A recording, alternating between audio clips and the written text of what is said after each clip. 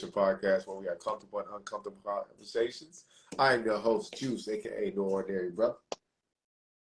All right, what's good, world? I go by the name of King Exodus. Welcome back to your favorite show. As always, we appreciate your time. Make sure you share the live and share the video. All righty. So for today's introduction topic, there was a video I saw of Busta Rhymes, and he was discussing his friendships, right? And pretty much in this video, he was stating that if you're a friend and you don't really respond to him within a certain time matter, if he call you or text you, then he pretty much moved past that relationship. He don't consider you a real friend. You have to show some type of availability towards being his friend. He called it respect, respecting his time, what have you. I could personally say that sometimes, especially getting older in life, having family responsibilities, different things you're trying to tap into, you really probably don't have a lot of availability to get back to people ASAP. But, you know, within particular time frames, you can respond, you can send a text. If you're busy, you can kind of let people know you're busy. You know what I mean? Some people a little sensitive for people not actually getting back to them within a certain time matter. But I think it's just very mature that we just realize that everybody's time is unique, and not everybody lives their life phone handy. And that's another thing, you know what I'm saying? A lot of people don't spend as much time on social media as everybody else. Some people actually can utilize their phone for different things, learning information, listening to audio books, what have you. So I'll let you get your spin on it, man. Oh man, listen. When I read him talk about it, I guess maybe he's being exaggerated when he said like within 5 minutes. That's why I was like, listen, I'm not gonna ever do that. But I have always been a person that, even today, what happened? I got a text message from a company I'm interested in. And it was like, hey, send us your information in. And I had text them back. I said, hey, I got y'all's confirmation. When I slow down, I will respond with a full length message of everything you need. Hey, I'm just confirming with them, like, hey, I got your message. That's the thing I've always been when it comes to communication. I don't mind saying like, hey, I'm tied up right now. I'll get back to you when I can. And sometimes, like, unless I'm already on a message, sometimes my text is already typed and I just don't hit send. I just get back to the task at hand. But do I think he's wrong for the way he thinks about relationships? I can't really say, but the timeline he had said, it's more so like, I feel like that was like kind of egotistical. Like, hey, listen, you gotta get back to me when I get at you type. So yeah, that's my thoughts on that. Cool. But you know, I did like how you said on the flip side. Look, I'm the same way on the opposite end. You contact me if I'm on a plane or just completely busy, life or death. I probably don't get back to you as promptly, but he like, look, I make sure you get the same thing that I'm asking for. So at least on that note, you know what I'm saying? He calling me even on that note. A lot of people expect you to do things that they're not gonna do themselves with their time. So Okay. all right, cool. All right, short-term hero, long-term villains. Conversation came about. Me and Juice was having a conversation. We just talked about a lot of times in life, when you're younger, you always idolize the hero. And the hero has certain traits, maybe charismatic, this, you know, blindness towards certain parts of reality, what have you. And the villain is always the bad guy. Then you get a little older, and then you kind of step into the role of being a villain sometimes, quote unquote, even though that's not your intent. And by villain, I don't mean evil. I just mean that sometimes you may not meet people's expectations of what they expect you to do, or, you know, it could be money, time, energy, anything.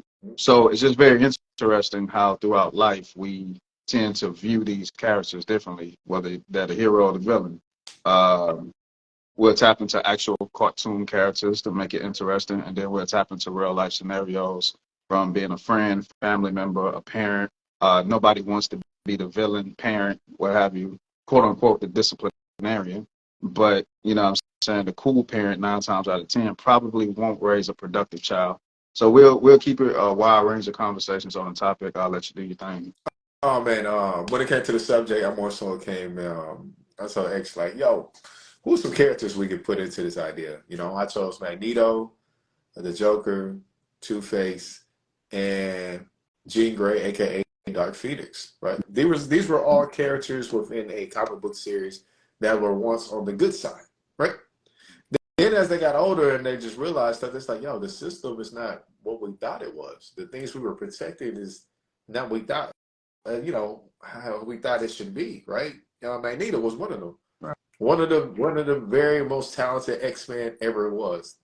Listen, if he wasn't who he was, he would have been able to branch off and create his own organization with his genius and his abilities. Right. He started seeing how the government were cheating mutants. And he was just like, yo, why are we protecting them and they still want to kill us? This makes no sense. Like, we're not the bad guys. They're the bad guys. And he has his own thoughts and perspectives, how he wanted to go about it. That's why, branched off and made his own different school. You have Two-Face, Harvey Dent. I mean, I forgot what he was, an officer. I forgot his exact role. What was Harvey Dent? Exact position, I forgot. I know he's in law enforcement. Yeah, Oh, what? he wasn't a cop though. He's something else. He wasn't a commissioner, Yeah, but he was. he was up there in rank. But even with the situation with Harvey Dent, it takes the right breaking of a man to realize the teachings he has is useless. Just like in the series of The Joker, right? In another universe, the Joker is actually the whole time Batman's butler, Albert. And I was like, oh shit, this is crazy. Because they always said they needed each other in order to grow. So imagine in another universe, the man that's making you grow is your butler the whole time. And I was like, yo, this is kind of crazy. I never seen that coming. And then, like I said, the situation with Jean Grey when she went Dark Phoenix, she ended up joining Magneto for a little bit. Then she ended up going on her own little rampage because she didn't know how to control her powers. There's situations where individuals don't know how to control their power. And when they go on a rampage, hey, they're doing things how they see fit. One of the series I was talking to X about was there was a Justice League. It was like a mature Justice League. What ended up happening was Superman's girlfriend at the time, Joker, ended up killing. So Superman put it in his mind, was like, yo, why are we putting these people in jail and all they're going to do is be out and do the same thing over and over? Why not just kill them? Then we don't have to worry about this no more. So you already have a division divided up between the Justice League for those who was like, listen, we're going to do whatever it takes to clean this up. And you still have Batman trying to keep the peace. Like I said, there was an imbalance within them.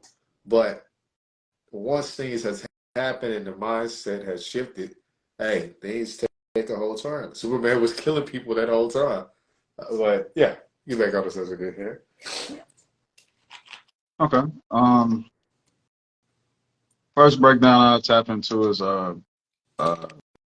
Two-Face, Batman, and the Joker, right? So it's already understood that the Joker is like equally opposite to Batman, quote unquote. And throughout the interactions of Batman and the Joker, Batman kind of grew into more of reality of the world. You feel me? So it kind of brought out a different side of him, specifically in the trilogy, the most recent trilogy that came out.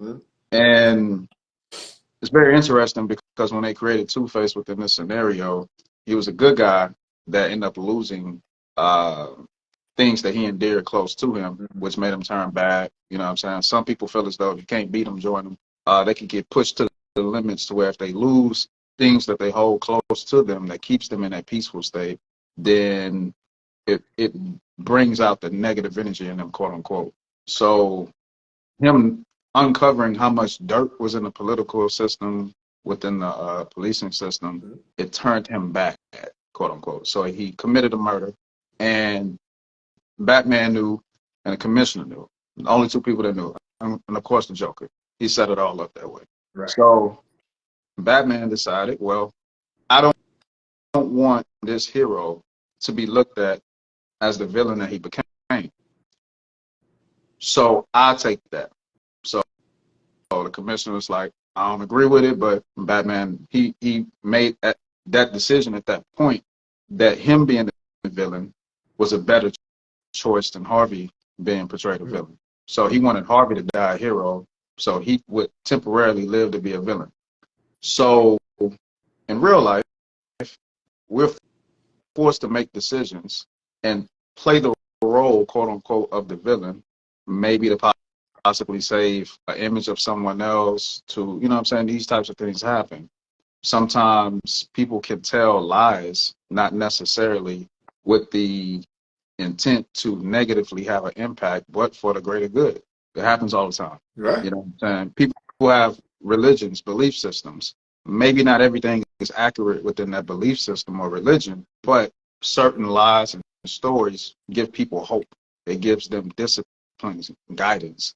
If you tell them a harsh reality and a harsh truth, and they look at the world for what it is, hey, it might be complete chaos, which goes by the famous thing, order through chaos, what have you. So in that position, Batman made that decision. So sometimes we make that decision as parents.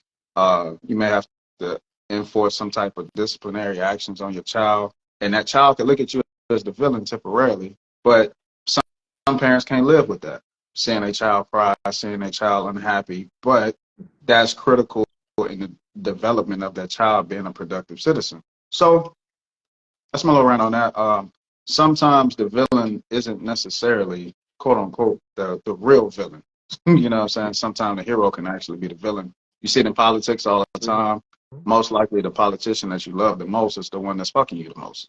It's probably the one that's doing the most damage and dirt, but you know, the ones that have the negative image, quote unquote, they can call a person a terrorist when really the person that they're labeling a terrorist is the person that's actually trying to, you know what I'm saying, do something positive for their country, their nation.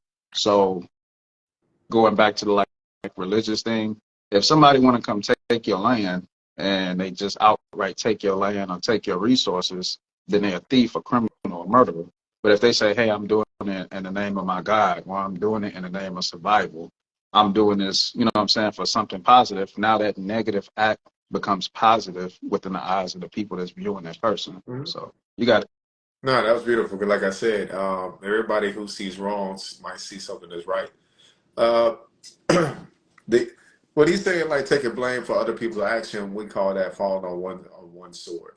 Uh, some people will sacrifice themselves to keep other people's image up. I know sacrificial goats or scapegoats, whatever you call them, it exists. It exists. I know people who took blows for other individuals to keep their image clean while having their image tarnished, or even sometimes having to be removed from out of a job because what they did cost the job dearly or it was the wrong move. But at the same time, if they took that hit for that individual, sometimes that individual still never grew out of those situations and kept doing the same thing.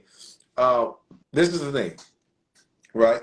When he said, when X was talking about hey, I'm doing this on a religious purpose and religious purpose, the way I see things, you also have that in people in good positions, right? We heard this all the time.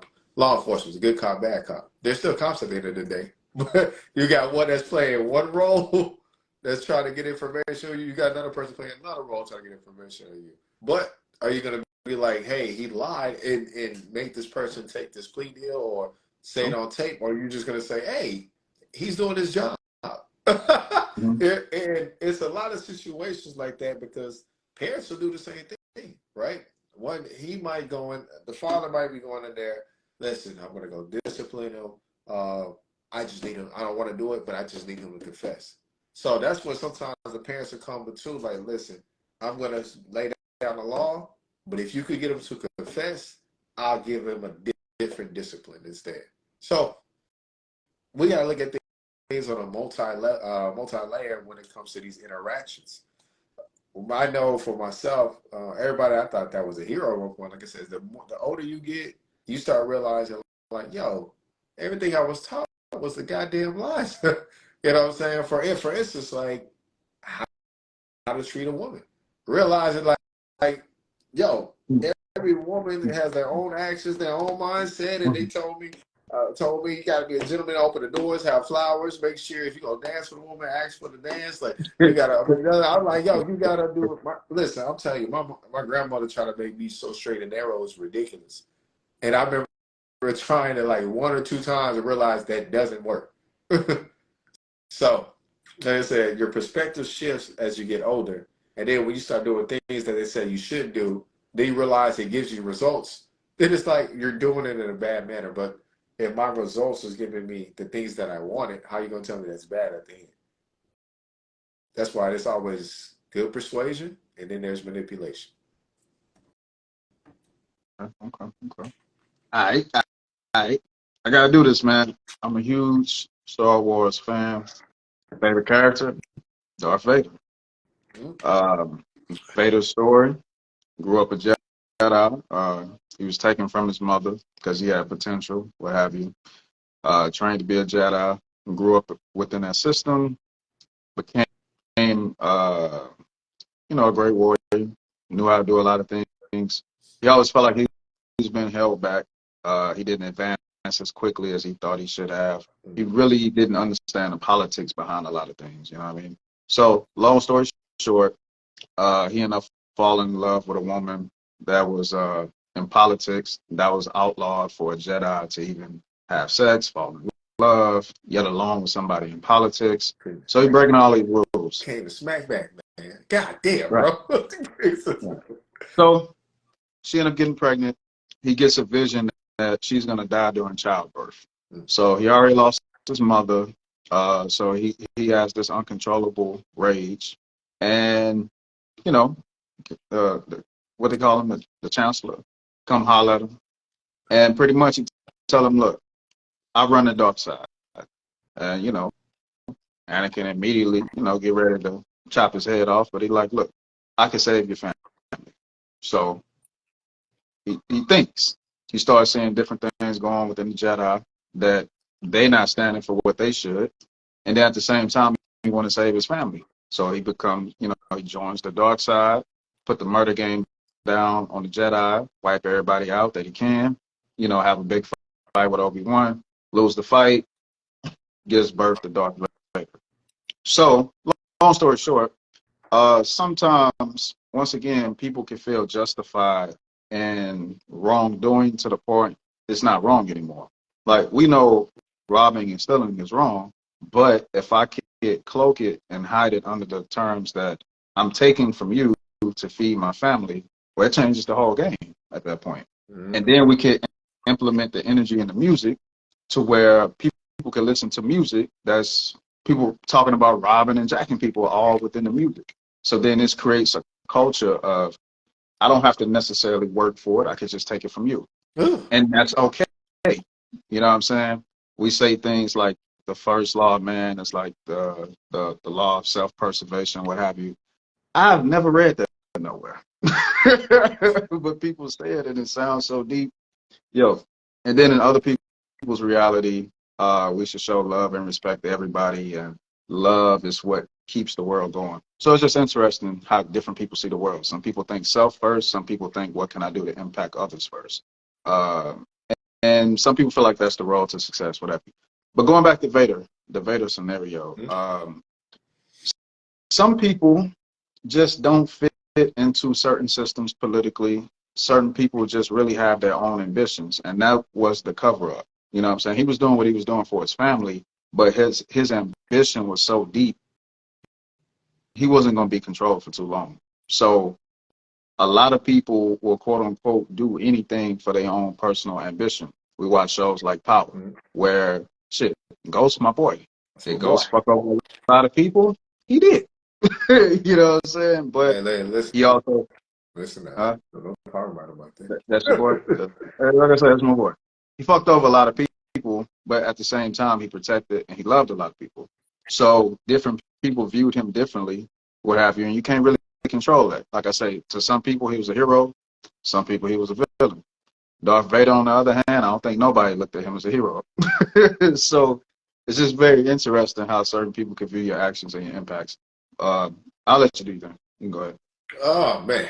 So first thing I want to come out is say what he said about the music industry, talking about stealing, jacking, and all that. First thing came to my mind was a guy named Norwood. Norwood went on an interview one time, said, "Listen, why would I get a job when I'm jacking people and I'm making more money than them for what they'll make in a year?" So it was like, now you're giving birth to a culture saying like, "Damn, you making like what, 15 grand on one jack? You making this type of money?" Listen, whether people want to believe it or not, music has always influenced our actions. Mm-hmm. Anything that comes from sex to working out to rampant, there's certain music we play just to get that little jolt of energy to make us go into action.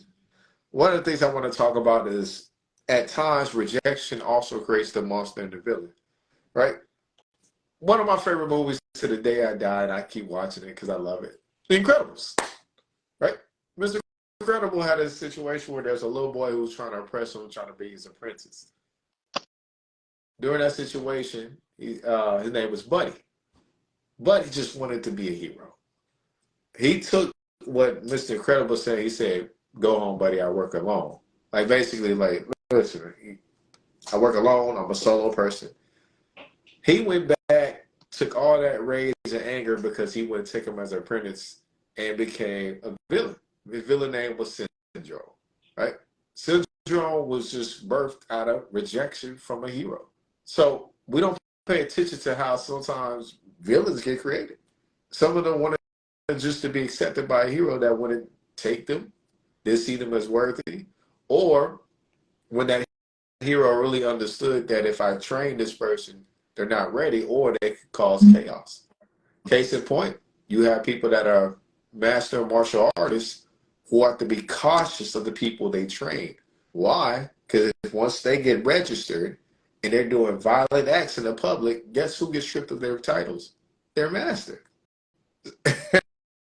So we got to be cautious at the same time, but people we're trying to put around us to accept the knowledge and wisdom, because they'll also take that and create what they want from it, right? You had, if I'm not mistaken, what from Karate Kid and Cobra Kai, I was say Yeah. that was one of the situations right there. I was like, oh, is anybody paying attention? Villains get created at one time when they be a hero. To be birthed a villain 100%, that's, I wouldn't say that's necessarily true, but we can also look at Robin Hood. Take from the rich, give to the poor. Are you gonna really say he's a villain? Technically, he would be a villain, but in the stories, he's a hero. Why? Because he's at least taking from the rich. They got enough, right? They got enough. They don't mind him just taking a little dollar or two and give it back to the poor. Like, they fucked them. You know what I'm saying? They got more. They got more. They got more. Some more. Robin Hood was glorified. In reality, Robin Hood was a villain. Let's be honest, if we're going to get technical. But see, there's also stories like that all the time where we can say it's wrong, but at the same time, we can also say to some people who look at it, it's right. Mm-hmm. So, okay. That's all I got with that. Okay. Man, attraction is key, right? Mm-hmm. A lot of times, man, through marketing, people are actually, okay, cool. If I give you a breakdown of the X-Men, you marketed or whatever the team is called, the X-Men. You marketed the main characters and they fighting evil, right? Mm-hmm. But then when we do the backstories and we see Magneto's story, how he lost his family, and how him doing what he was doing was really for the survival of his quote unquote race, his people. Then you like, oh, hold up. You know what I'm saying? It changes the whole narrative, but you were marketed backwards first to see the hero through the eyes of who's ever giving you the marketing scheme. So that's very critical, right? Even shows like The Walking Dead. I like The Walking Dead. I don't know about everybody else. You have this group of people that's out trying to survive, kill zombies, defend their lives against wicked people, and then throughout the show, the same things that they was fighting against, they end up having to do. They end up having to kill some people to wipe some people out just for their own survival. So throughout the show, people was having mental breakdowns, wanting to kill themselves, the whole nine, because they didn't know who they were anymore. You had quiet, peaceful women that was mothers, nurturing people, never cursed at nobody, yelled at nobody, probably got abused their whole life, got transformed into stone cold killers throughout this whole process and turn of events. So, word to the wise, everybody got their good energy and their bad energy. I never really look at a person as completely good or bad. Some people I do have to, but a good person can do bad and a bad person can do good. It's just typically what you tend to do the most of. And going back to the Walking Dead, if people did bad in order to actually do good, because like you can do bad, but somebody else could be evil. So if you do a little bad to wipe out the evil, was that really bad? But that goes back to the marketing scheme. Right. I can take it somewhere else. Sometimes playing the hero can work against you. A lot of people, I'm starting to realize, have their own karma and karmic debt that they have to pay back to they God, the universe, whatever, whether they in the streets, they got a street justice got to take them out, whatever. You can't save everybody from the mistakes and the things that they done in their past. Mm. Make it a little easier. You know, you know somebody financially, they keep having financial issues. You keep giving them advice, you're giving them books, you giving them job recommendations. They not doing what they can to the 100%. They not really applying themselves. You know what I'm saying? They lose something. They lose their apartment, they lose their house, lose a car, you know what I'm saying? Lose their family. It's only so much stepping in you can do because you've already stepped in by giving advice and giving them energy. You know what I'm saying? Giving them recommendations. So when shit hits the fan, what else can you do? Move them in your shit? Pay the bill for them? So, okay, cool. You did that temporarily. You paid something for them. At how many bills do you pay for this person before you realize I can't do it no more? Mm. You know what I'm saying? Like, how much do you do for a person until you realize I got to cut this off because helping you is hurting me. And if helping you hurt me, we're taught when we're younger, that's noble. You should, that's why you're here. Even if it hurts you, help people, give all that you got, give. Going back to marketing, I'm like, yo, did they just tell like the middle class people that and the poor people that so they'll stay in those conditions? Mm. You know what I mean? So at some point, you have to quote unquote do the dirty work by letting people reap what they sow. You can't step in the middle of that. Mm. You know what I'm saying? If somebody robbed people their whole life, kill people, they decide they want to change their life. Okay, boom, a situation come about, a bullet coming their way. Do you step in front of the bullet? You know what I'm saying? And then so many people could step in front of these bullets, but eventually a bullet gonna hit that person because that's just what they have coming to them. So a noble person, sometimes you see even in movies and TV shows, they just move everybody to the side and they say, look, I gotta live with this. This was coming to me. I appreciate y'all, but I'm gonna embrace this. This is what it is. I'm gonna take accountability. You have those type of people as well that's not going to take from you. They'll just rather suffer and figure their own shit out. So I ain't trying to go on a rant, but being a hero sometimes is really subjective because you really could be the villain in that situation and not even know it, but you can't save everybody. So you got it. Yeah, I'm about to say when it comes to being a hero, like sure, letting somebody go is actually saving them at the same time. Mm-hmm. It's just like I said, it's the most thing about being a hero or villain, good or bad, whatever you want to call it, is understanding if your mindset is to appeal to everything that's good, you're gonna wipe yourself out. You can't do everything. You can't save everybody, right? I never understood people who tried that. It's things I always evaluate within my life. I understood like, hey, that was the best choice for me. If it costs what they say, it costs my peace, it ain't worth it. And once you have peace, it's very difficult to want to let that go, right? This is why, listen, this is why some people don't want to get into relationships or move in with people. Once that peace is there, it's hard to know if it's going to be there when you let people come in. This is why some things are blocked off for people to move forward in relationships or even just leave outside. I know some people who are dormant because once they get inside, everything is better, right? At least they feel protected. But at the same time, remaining dormant can also hurt you. Like I said, everything has a double-edged sword, whether you believe it or not. It's just all about understanding when to swing, when to swing which side of the blade. Because it's very much important that you do both. I always looked at myself as trying to save people, and then I realized some people are not really worth saving, but it's in your mind to still do it, right? Like for instance, some people have the big thought of being the black sheep that saves their family. Then as you get older trying to save the family, you realize it's impossible. Because if a person thinks this way and I'm moving this way, how do I save them? But at the same time, your mindset is still like, listen, I'm looking over the bigger picture for the whole family. If a person is being destructive with a family, why would you save them? Sometimes you got to let chaos roam until it finds its own chaos to balance this out, and then it can find peace. As I said, chaotic people belong with chaotic people. And sometimes peaceful people be with chaotic people trying to what, heal them or do something of that nature, and then being within that relationship turns them into a monster. It's rather interesting when it comes to that.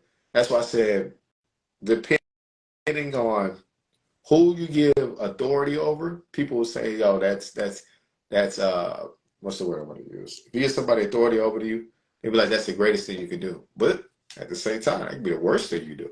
It's all about understanding the power dynamic into the person you're giving your all. I know what is authority. There, like I said, it comes persuasion, it comes manipulation. It's all about who you're giving yourself to at the same time.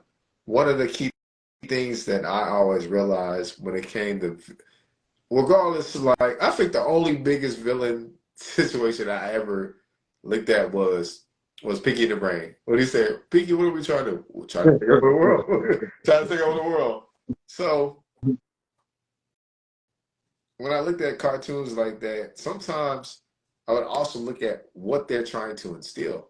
Like I didn't think every villain was actually bad. What's it called? You look at, there was even a small moment in Captain America when after Thanos snapped the world and half the world disappeared, and he was at that time, he almost said, "Listen, look at the bright side." She was like, "Don't say that." It's moments like that, even when something bad can happen, somebody's still trying to look at the bright side of how things could have turned out from what they already have has actually occurred. So I said it's a good perspective right there to me. Okay. One interesting thing about Batman, man, really, everybody else had superpowers. He didn't. He was human. Yeah, I money. mean, That's a yeah, superpower. okay, that's a superpower. He had money, Yeah, but he was a guy in the superpower. suit. He knew how to fight. You give him that. He Yeah. was trained in martial arts, but he was a dude in the suit. He had heart. Heart. And a lot of times, you just got to realize the hero complex is deadly because you are your own hero. Only you can save you. Only you can save your family. You know what I mean? So necessarily feeling like you have to have a hero or leader can work against you. I'm not saying there won't be great people before you that you should follow, but at the end of the day, if everybody step up and put on that Batman suit, everybody grab that belt, you might not have the money. Okay, cool. You might not have the fighting skills, but if you had a heart and a will to defend yourself, defend your family, defend your legacy, defend your race, defend whatever, imagine how the world would be. You know what I'm saying? It's easier for people to quote unquote be the bad guy because it's easier to give in to anger, rage, all the negative thoughts in your mind. You know what I mean? So your mind is your greatest weapon or the most deadliest thing that can work against you. Mm. So even the most positive people are the most negative people. They just know how to use the energy properly. They just don't give in to the negative. But every time you want to accomplish something, it's a thought in your mind that's going to tell you it's impossible. Don't even waste your time. So that's how you become a hero in real time is you have to defeat the negative things within your mind. But just because it's negative things there don't make you a bad person. What makes you a bad person is if you allow those negative thoughts to consume you. So, like they say, think it, just don't do it. Yep. That applies to a lot of things. Two other points I could wrap into. One, look, I'm all for freedom. I'm all for everybody making sound decisions. Keyword sound decisions.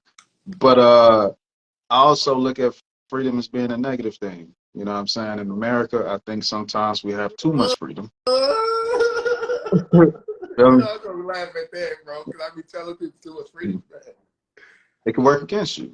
You know what I'm saying? Sometimes you actually need other people to make decisions for you.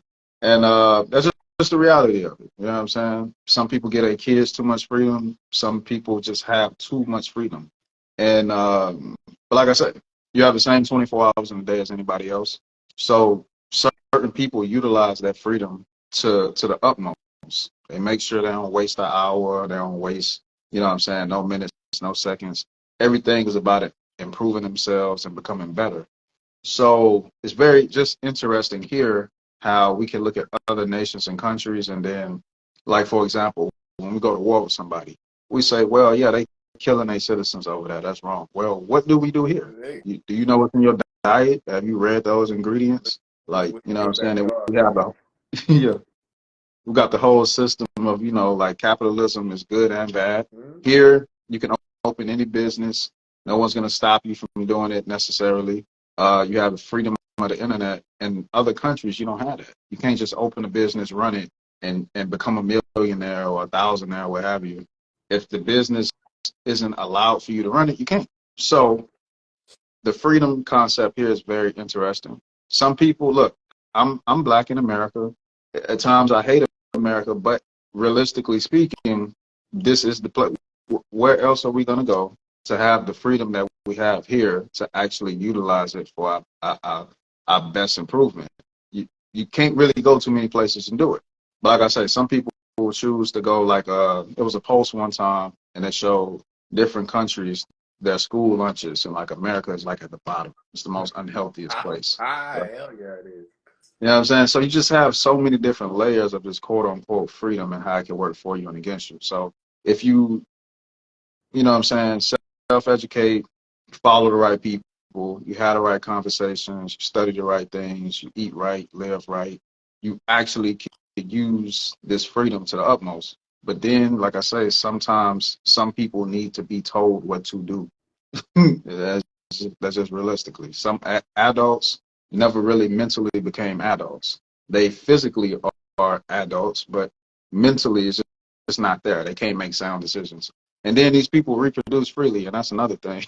Some people feel like certain people should not be able to reproduce, but that I digress. I I'll mean, let you and do that. listen, in some places you only can produce one child. That's it. That's all you get. One That's child. not a bad thing. It's not a bad thing, you know what I mean? No. You know? It's a bad thing. You're gonna control their body. You're gonna tell them how many kids they can have. Listen, Did, it's did you funny hear that thing is, motherfucker you talk? said it's not a bad thing. Right. But to somebody else, guess what? It's a bad thing. um, Oh, I love Hey Arnold growing up, bro. I love Hey Arnold. Hey football head. One of the famous lines everybody knows him for is like Gerald always asks him like, Arnold, why do you have to always look at the bright side? His answer was all like, well, somebody has to, right? There's the bright side in dark situations, the bright side, even in the bright situations. One of the things you said was too much freedom is actually a bad thing. I 100% agree with that. Too much access is bad. Yep, 100%. But people always feel like, well, you try to control somebody if you're not going to give them the access. However, once the access has happened, some of y'all didn't want to control it. Well, you know, I didn't think you was gonna do that, man. Let me kind of take that back now. Let me take that back now. Maybe I do this, set up some rules and stuff, right? Education was one of them.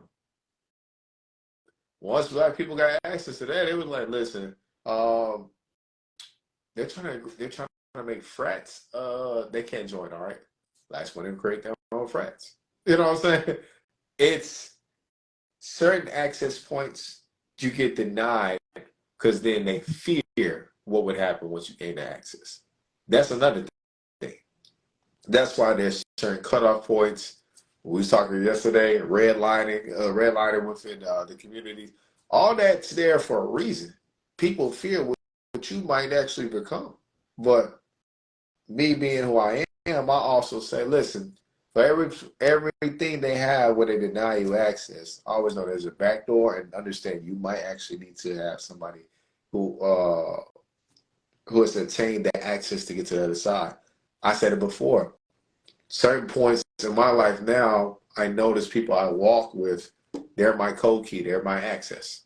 Meaning they're my keypad. I mean they're the key. If I don't have that key and I'm trying to walk in that apartment and I can't hit that little lock, I don't have no access. And I always tell people once you start gaining the access by tagging along, you eventually learn how to be the key. But see, like we said, when people have the keys, they can either be the hero or they can be the villain. It's all about what you do at the same time. This is why some people who feel as if they're so knowledgeable, they don't want to share with the world. I'd be like, yeah, that's so stupid. How do we know you're smart though? But arrogance is also in there at the same time. So just be mindful as you're getting access and freedom. Is it really becoming a bad thing? I even had a deep conversation with X. I said sometimes, bro, I don't know if being conscious is really good. There's things I wanted to act on that I wish I wasn't conscious and aware of. That way I could just be like, hey, I can at least do it and make my mistakes. But understanding what you're doing is what prevents you from doing certain things, right? One guy of my favorite guys is Payroll Giovanni, one of the rap artists. He said, listen, I'm too powerful for petty shit. You gotta be able to come so high, will come with instilled yourself that a lot of things just go bounce, deflect off you. Because the hardest thing in your life is actually elevating. That's the hardest thing. Not acting on your aggressions, your emotions, being still. One of the moments I remember in the movie Jackie Robinson, when he had the moment where it was called, the nigger situation, and he had his composure all the way up until he went to that dugout and broke the bat and cracked. He was like, fuck. There's moments where you're going to want to act out that you just got to get away from the crowd and have those moments. Be still, my friends. There it is. Okay. You said something powerful, and I noticed this a lot of times. A lot of people say, "Look, billionaires dress cheap. You don't know what they got money, and that's what it is. Everybody should save all their wealth and don't flaunt it. But the person that's flashy, they get the most attraction.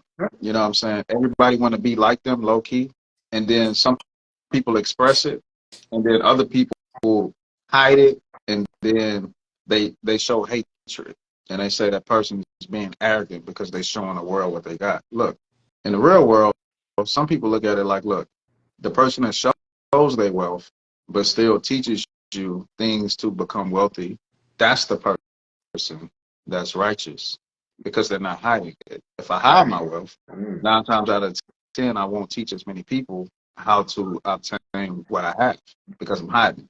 So I'm not going to attract as many people. So that's just something to view how you look at heroes and villains. The person that flaunts their wealth at the same time has more attraction so they can reach and impact more people versus the person that don't show it, you'll never know they have it. So it's just very interesting how people look at this. So people tend to hate what they feel is out of their reach. You know what I mean? You become the person on the corner eating a banana, saying, I don't like that shit. I don't like that at all. You don't want to be that guy in real life. You feel me? So it's just very interesting how we look at that. I'm all cool for people flaunting what they have, materialistic things, if the energy behind it is I'm trying to reach more people and then I can actually impact more people. So yeah, it's nothing wrong with that. We got to get out of this whole lifestyle of people that have shouldn't show it, and if they show it, they showing off. But you on Instagram every day, you show your personal life. Why can't they show theirs? Why do they have to hide their accomplishments to make you feel comfortable? You know what I'm saying? You have some people that go out and get in relationships and they feel like they gotta hide their relationship because they don't want to make their single friends or single family members feel bad about themselves. You went to the gym every day, you trained, you worked your ass off, you dieted, right? You got that body, but if you show your body, now you showing off. You worked for it. What are you supposed to do? Make everybody else feel comfortable? Show your body. Yo, look, you saved, you took courses, you did what it took, you went to school, you got the degrees, drive that car. Show the motherfucker. I don't care. Like, wear your jury. You work for it. We have to get out of this type of mentality that appreciating what you have and appreciating your life is shitting on people that don't have it. Look, going back to time and freedom, you got the same 24 hours I got. Work for your shit, and then, you know what I'm saying? And a lot of people will have that type of energy about people that quote unquote show off, but truth be told, you never had it, so you don't even know what you would do if you had this shit. You don't know. You're not speaking from experience. So I love it when people say what they would do and what they wouldn't do. You don't know until you get into that situation. So we just got to respect the people that choose to show their life and express their accomplishments how they want to. Another point I could go back to is like the whole culture aspect and freedom. Some people feel like they prisoners to their culture, and then some people love their culture to death. So he was a villain all over again. I was having a conversation at work the other day, and I was talking about the old days, how if a man wanted a woman just to sleep with her, damn near had to marry her. And if you slept with her and had kids, you had to marry her. There was no freedom. And if the woman married the man, she couldn't leave. There was no freedom. And then a lot of people be like, well, what about happiness? And, you know, what if she don't like this? And what if he don't like? Okay, cool. We give you your freedom, and what happens? Broken homes, broken families, children reading at fourth grade levels consistently, poverty rate goes to the sky. Hey, but everybody can make their own choices. Everybody can pick love however they want to. So I'm not saying everybody should be controlled to the utmost, but you have to look at historically what worked for people and look at what's not working for you and at least come to a middle ground. Everything shouldn't be based on your personal thoughts, opinions, and happiness. Sometimes, going back to like the Batman scenario, he sacrificed all that to save Harvey's image, Two-Face image, for those who don't know if it's Harvey. Yeah. So yeah, a lot of times it sounds good to be the hero, but the hero actually makes sacrifices, real sacrifices in real time for everybody else and not just themselves. So I ain't saying put yourself last, because we got the whole like self-care movement, but everything has to be balanced. That's all I'm saying. How you show your accomplishments, how you don't show your accomplishments, how you impact people, how you don't impact people, how you take care of yourself, but still take care of the people around you. Everything still has to have like a balance to it. So you got it. Where's the Kevin Samuels? High value men let you know they high value. They don't want to. They're not gonna hide it. They don't mind letting the world know. Why? It's because they work for it. So when you was talking like that, that's the first thing that came through my mind. Like a 10 is gonna let you know they're a 10. A person who makes money gonna let you know they make money. They're gonna show it off, and it's not arrogance. It's what they work for. Like, how could you be upset about it? He said, instead of being mad about it, that's your opportunity when you identify and see it to go talk to them, right? And yeah, some people may not talk to you. Some people may say, listen, like I told you before, one guy I was trying to get a contact, he said, listen, we'll need to exchange numbers unless you can show me 10 millionaires on your phone. He said, work your way up and then we can move. Like, I respect work. Like, bro, I can't be mad, because he's also saying, listen, I'm resourceful at an age. I need to be able to know if you're resourceful at the same time. Like, we're going to make a relationship. Let's make a partnership at the same time.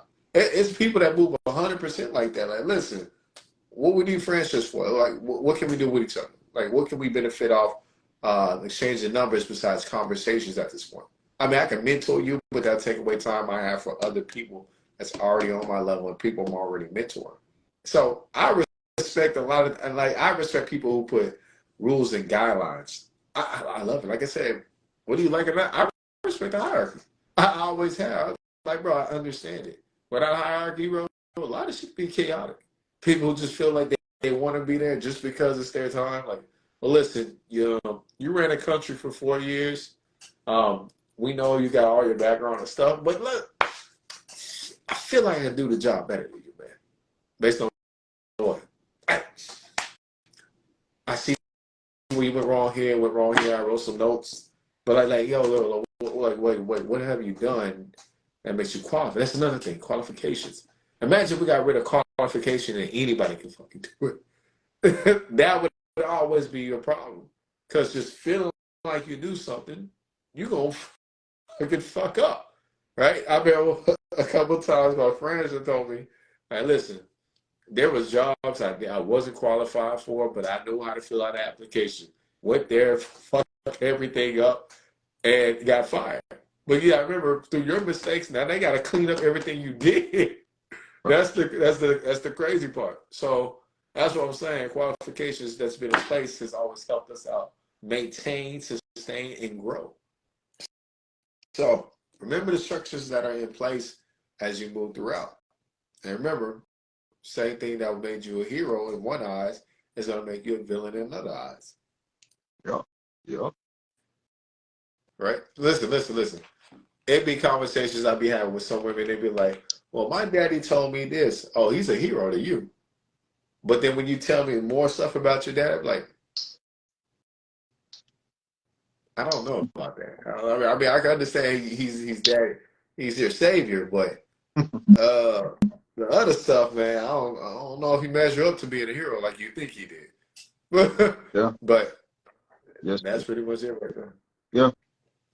Man, look, true love is the ability to let people go sometimes. Sometimes you gotta love people so much you let them go. In the process of letting people go, you let them grow. But always trying to hover over people, you know what I'm saying? A lot of people will never grow like that. Sometimes distance is best. You know what I'm saying? So that's true love, is the ability to sometimes know that temporary suffering for some people is what they need in order for them to access their higher consciousness, their higher level of thinking, to become like a great person. It goes back to rites of passage. Like, if you don't let people go through if you don't let people go through their rites of passage, they'll never become great. Ooh. So, you know what I mean? We was having a conversation earlier. I ain't gonna keep it too raw with y'all, but I was pretty much saying, in one sense, a person can say, I went through something traumatic as a child, but that's what made me the animal I am today in a positive way. But if I don't become successful, I can take those same experiences and use it as a crutch to why I never became successful. So you really just have to be careful about how you put everything into proper perspective of experiences. So going back to the whole love thing, it's a loaded word. It's very subjective, but true love is just, look, I have this whole thing to where I'm forgiving and forgetting. I can forgive anything. I ain't gonna forget it, but I only can forgive if you keep it G with me. You know what I'm saying? Going to the Kevin Gates spot, keep it G with me. That's all I ask of.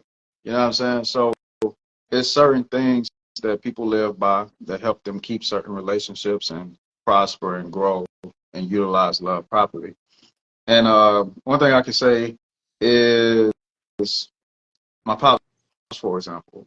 There's a lot of conversations we had when I was younger, and I was like, man, this nigga is negative. Like, god damn. Like, we argue. I'm like, god damn, nigga, like, you always gotta see the worst in people, and you know what I'm saying? Like, god damn. I get older, Pops, you was right. I hate to say it, he was right. So it's like, look, have people in your life that's on a positive vibe. You know, they levitate, meditate, they walk outside barefoot, and you hug trees. But you also need people in your life that's gonna keep it G. You need people that's gonna remind you of the world the way it really is, and give you real solid, harsh truths. That's the only way you're gonna balance and grow. Everything in life ain't peaceful and love all the time. Sometimes the shit is grimy and dirty, and you need to see things for what they truly are. So, you know, nobody really love and appreciate the person that keep it real 100% of the time. They look at that person as being negative. people that keep it positive, full of charismatic energy, 9 times out of 10, them people that's full of shit. They put on a good show. So you just really have to be careful about the people that you keep in your circle and the type of information that you're tapping into. Kevin Samuels, he spoke a lot against prosperity preaching. My bad. Yeah. And in one sense, prosperity preaching is what keep people alive because they come from nothing. They come from poverty. So they need that motivational aspect. Get out there. You can accomplish anything. And then you have some people that's like, realistically, you're not. But if you invest over 20 years, you can make some money. 20 years is not attractive. You tell me I can make that shit in a couple of months, couple of weeks, couple of days, sign me up. You know what I'm saying? So you have to have a middle ground of people that you look at as mentors, people that you look as like celebrity people that you tap into and follow. You have to have a balance of everything. I'm the kind of person, look, I'm not necessarily negative on information, but if somebody try to sell me something and it just sounds too good and too easy, I'm very skeptical of that. It's like now I'm looking at it like this shit ain't right. It just sounds too good. You know what I mean? Nobody has a perfect relationship. Nobody has anything perfect. Everybody goes through processes, and these processes is what actually make things better. But that whole like everything is just roses and flowers and shit like that. Like you can't sell me nothing like that. I'm very hard to sell something to within that in those regards. So you got it. Well, I ain't got nothing at all, man. That was a great closer right there. Cool. Yeah, and you know I'm honest this time. That was my closer, man. You know I ain't gonna keep it going, man. That was my closer, man.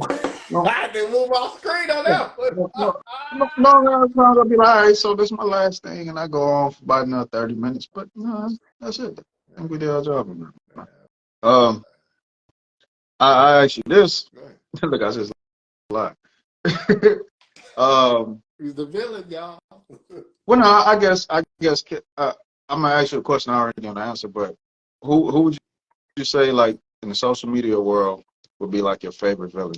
Probably like Kevin Samuels, quote unquote. He's a good guy and a villain at the same time. Social media, who else I could say? Look, he talks and laughing. I tried, man. I'm working on it. I'm getting better every day. Listen, man, it's just who you are, man. You're lying. Next week, I ain't gonna do it. Look, next week, I ain't gonna do it no more, man. New week, new me. They gonna turn red in the face. Yeah. Well, yeah. Right. I always admire people who always had the balanced approach. If you understand who they are, they're both the hero and the villain. It just depends on what side of the coin you're on. But yeah, I remember Kevin was the villain so much until people actually opened their mind. I was like, you know what? He was right. Everybody appreciated this man the minute he died. It was like, even to this very day, situations that are happening, people are like, bro, somebody would go Kevin Samuels. They making jokes out of it. They're like, bro, he done said a lot of things that still came into fruition. A lot of it, right? Listen, situation just popped out with Brittany Rayner. I remember if y'all the episodes was called when Doves Cry. He even explained that, like, listen, your personality type, you're gonna be very, very rebellious, you're gonna do certain things, but it might end up biting you, or you're gonna be out there longer. We just watched this woman have a whole meltdown in front of everybody. Men was cheering on. I didn't see no man like check her like, yo, you gotta go, but they letting her like parade on. And that's another thing, man. When men see stuff going left field and they rather entertain it, I got a problem with that. I don't want to be around men who don't want to check somebody. That's very much a problem. There's the thing is if you're observing when you don't know somebody, but when they're in your presence and y'all have all communicated, somebody got to say something, bro. This is why a woman can be unaccountable, or she can do whatever, because guess what? Y'all allowed it. Y'all didn't tell her like, yo, this is unacceptable.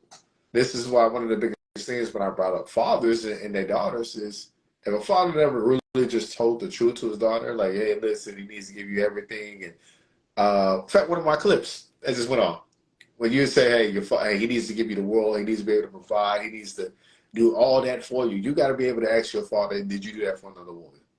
Always measure your father up the same way he's telling you to measure up another man. Make sure he passes that shit test. Because other than that, he's giving you a fairy tale. Hey, look, ladies, never trust the hero that's already the hero. Just here, already hero. Yeah, you know what I'm saying? Like, it's best, in my opinion, especially in relationships, it's best to know the negative sides of the person you're dealing with up front as quick as possible. And if they People fix know you, yeah, people know my name. yeah, if they fix you negative things, then you get your hero. But if the dude's the hero up front, 9 times out of 10, that's really the villain. That's the person with the cape on. 9 times out of 10 is most likely the villain in those situations. Too perfect, too clean, too good, too nice, too everything. In the movies, that's always the psycho guy that stalk you and yeah, taking you out of the movie eventually. Gave you flowers, gave you everything. Then as soon as he get in that door, bitch, did I tell you clean this? Oh man, Right, he was so right, loving right. at first. I I didn't know don't know that. what happened. I don't know what happened. Oh Who are you? no! Hey, all right. Look, I already told you I live when I closed a couple of minutes ago. Look, I'll say this in life. Look, nobody appreciates that crazy person that's willing to do the dirty work until it's time for shit to get dirty. Yeah, Um, yeah. yeah, like you They know what I'm know saying. exactly So who to everybody call got too. that. They know exactly who to Yeah, call. they know who to call. Everybody got that family member, that enforcer, that friend that they know who to call when it's time to put in work. They may not talk to you on a daily basis, you know what I mean, because your vibes might just be a little bit too quote unquote negative. But when shit pop off, everybody know who to call and get their hands dirty. So the whole that person now, that villain is most definitely the hero. You know what I'm saying? Like if things tend to get a little violent, you don't need to necessarily contact the person that's gonna preach peace. And that gives me the whole breakdown of like Martin Luther King and Malcolm. Malcolm wasn't necessarily all for violence, but that was an option on the table. We could take it there. Martin was like, look, no, no violence at all. I ain't never gonna go there. You know what I'm saying? Hit me, spit on me, throw rocks at me, talk to me crazy. We're just gonna turn the other cheek. Malcolm was like, hey, by any means necessary. Fuck that. So this divide, it never stopped. You know what I'm saying? You always got the people that's gonna turn the other cheek, and you always got the people that's gonna respond to any type of negativity that's thrown their way. So, like I said, everything about balance. Of course, you can't always meet negative energy with negative energy all the time. You have to pick your poison, pick your spots, make it at appropriate timing. Just because you try to inflect, like this is what I like about the legal world. Um, when Gucci ran the negative ass against black people, the whole blackface thing, you had some people that was like, let's boycott. Then some people was like, look, you first off, you can't boycott Gucci until you understand Gucci don't own Gucci. It's other brands that belong to the company that owns Gucci. So some people was like, let's just buy out as many stocks as we can within this company. Now we can possibly vote people out, or now we just have a seat at the table to make decisions. So, just words to the wise, it's different ways to react to quote unquote negative energy. But me, I'm always like the Malcolm X kind of guy. I ain't got too much of the Martin in me. Got too much of that. So, yeah, I'm done, man. Okay, so make sure you're done. I'm done now. For real, son. All right, so I'll close it out, man. Go ahead, close it. I approve of that. All right. We appreciate your time. Thank you for watching. Talking and Talk Official podcast. Tune into the TikTok Talking and Talk Official. We have clips and content on there as well. Up top, we got No Ordinary Brother. I go by the name of King Exodus. Make sure you share the video, comment, leave your feedback. We like all that good stuff. And we out. Till we see you again. Peace.